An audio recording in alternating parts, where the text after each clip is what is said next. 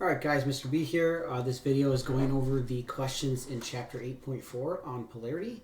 So if you had any questions or confused, hopefully this video will help you. Okay, taking a look at number 1, it says what type of bond, nonpolar covalent, polar covalent, or ionic will form between each pair of atoms? Alright, so what we're going to do to answer this question is we're going to take a look at the electronegativity values, which is on this chart given in your notes. We're going to subtract the two values of the elements, and then we're going to see where it falls in this range and from this table, and that will tell us whether it's nonpolar covalent, moderately polar covalent, very polar covalent, or ionic. All right, so taking a look at sodium and oxygen. Sodium has a value of 0.9, and it looks like oxygen has a value of 3.5. So if we subtract these two, and I'm going to do some mental math here, so I apologize if this isn't correct, but I'll double check in my head. This is a difference of 1 to 2.6. So difference of 2.6, which means that that would fall under the ionic range, because anything greater than 2 is considered ionic.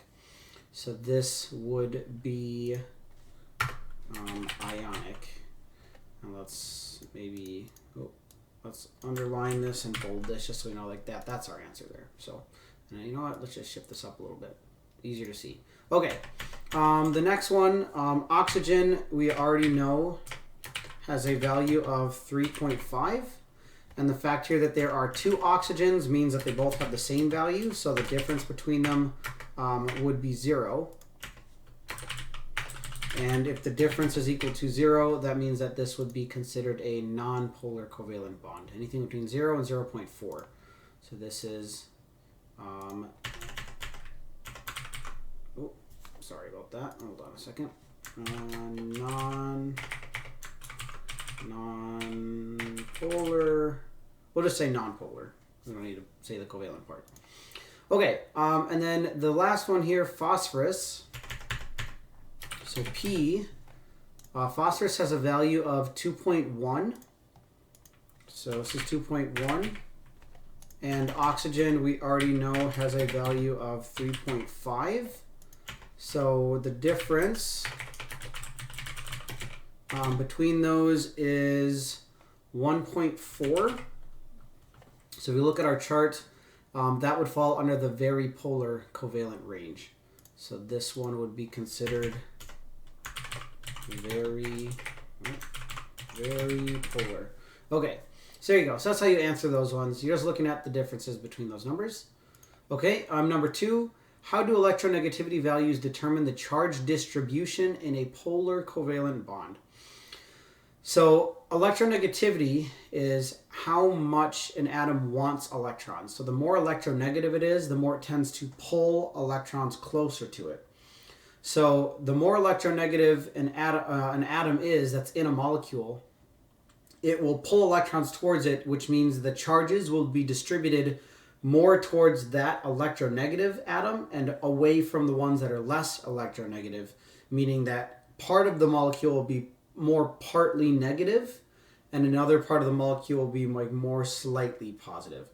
So we're going to basically say something like that. So we'll say the atom or / element that is more electronegative will pull electrons closer to it and cause the molecule to have a slight negative charge near it and a slight positive charge away from it. All right, and we're going to make this font a little bit smaller too, so that way we have some more space. We're going to run out of space here.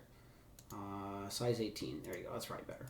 Okay, question 3. What happens when polar molecules are between oppositely charged metal plates? All right, there's a picture in the notes here that shows this, but because polar molecules have a slight positive charge and a slight negative charge on them, when you put them between a magnetic plate, the slightly positive ends will point towards the negative plate, and the slightly positive ends will point, or the slightly negative ends will point toward the positive plate. So basically what happens is they all kind of line up in a certain direction that the magnets are pointing them in.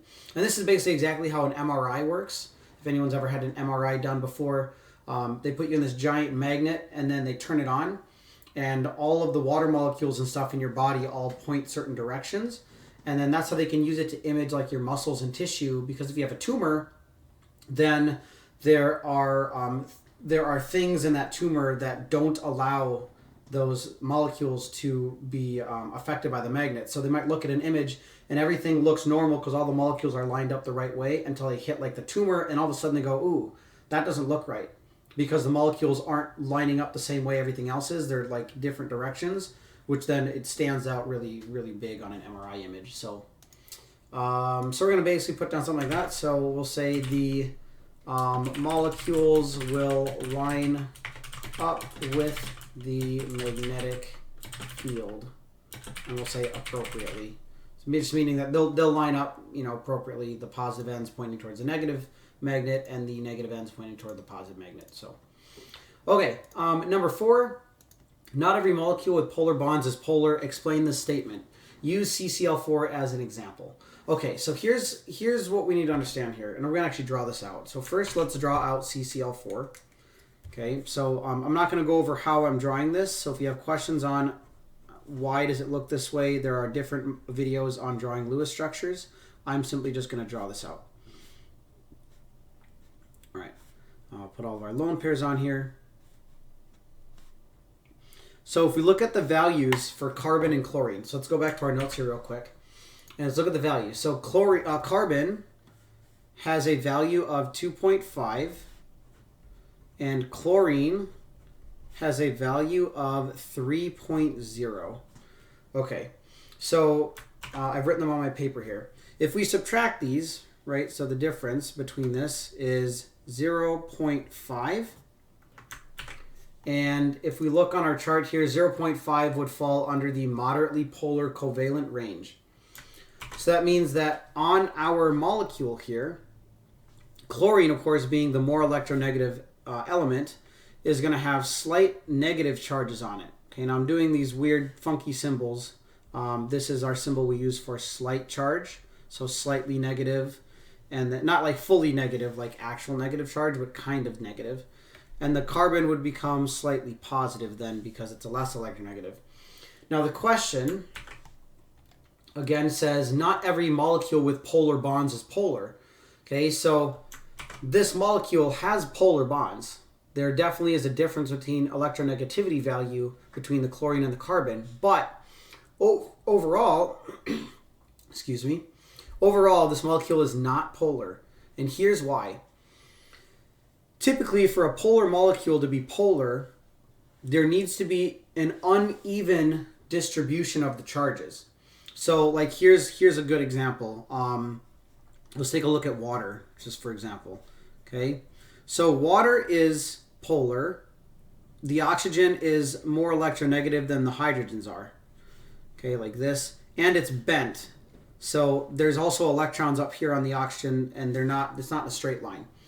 So electrons are kind of getting pulled towards the oxygen up in a region, right, where like they're kind of more distributed up here, which causes the overall molecule to have a slight charge, a slight negative charge on one end and a slight positive charge on the other end.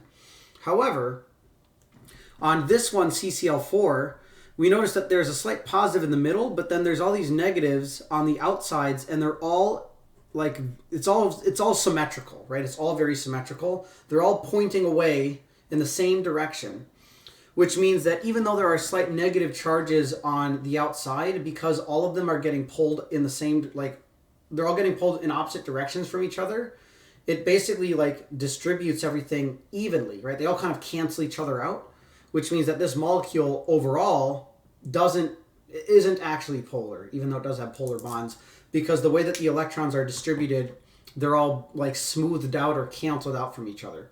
Okay, so hopefully that kind of makes sense, but basically we're going to say something along the lines of, because the chlorines are all very symmetrical and distributed around the carbon the same, there is no place where the electrons are all bunched up. Therefore, this molecule doesn't have any polarity. Okay, so again, all the electrons are all kind of distributed all out in the same directions. They all kind of cancel each other out. So there's no part where they're all bunched up in one place, which would then cause a slight charge and it'd make it polar. All right, last question here, number 5. Draw the electron dot structure for each molecule. Identify polar covalent bonds by assigning slightly positive and slightly negative symbols to the appropriate atoms. All right, so we're going to do some more drawing here. So I'm going to grab a new piece of paper. I'm going to switch over to my paper here. So I'm going to draw these out on my paper. And here we go. So we had HOOH. We have BRCl. We have HBr. And we have H2O. All right. So HOOH, again, I'm just going to draw these out. If you're not sure how I'm drawing these, there's videos on it, but I'm not really going to, again, explain how I got this. Okay, so here's the first one.